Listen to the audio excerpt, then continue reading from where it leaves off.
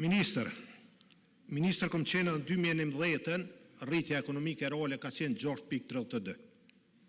Ministër kom qenë në 2017, rritja reale ka qenë 4.83. Ministër kom qenë edhe në vitin 2019, rritja ekonomike reale ka qenë 4.76. Kur I morëm mesatore ku jeti edhe ku jamon, dolëm më nalt na.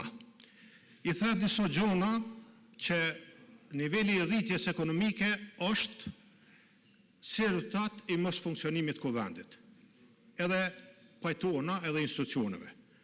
Po faktori edhe përgjegjësimi ju jeni ndodhur në shkelje kushtetuese dhjetra herë me veprimet e juaja që s'keni leju me bo institucionet edhe me ec tutje. Unë asnjëherë nuk e mohoj ato që ka ndodhur. As rritjen e pagave, as shtesat për çdo do kategori edhe mi pres. Mirë po, të shpendore parove, duhet me qenë të targetura kategoritë, që ato në nxjerr për rasteve sociale dhe mos me vazhdu me qenë në raste sociale.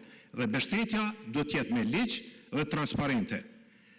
Tha, kemi deficit, kërkoj falje në kryetar, po nuk për shokuhen, so e kam në dispozicion. Jo, nuk për shoh që me mujt me...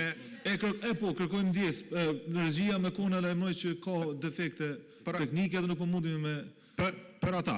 E the që edhe aktualisht ka munges apo ka disproporcion mes tyrave të planifikuara dhe të realizuara.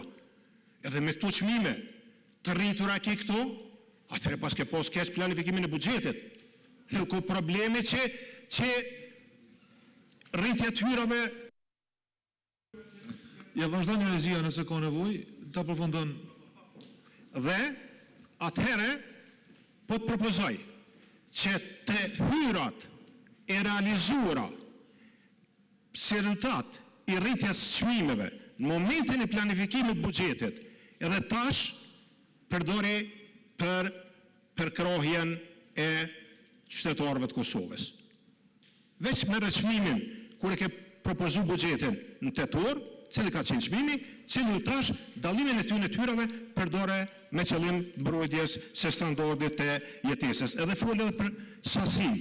Mos u kufizo për sasin, edhe importet në vellim veç për 15 ditë e fundit. Ktheu pro edhe prej 1 janarit del që në vellim ke pos import më të naftës se sa që ke pos periudhën e njëjtë vitit paraprak.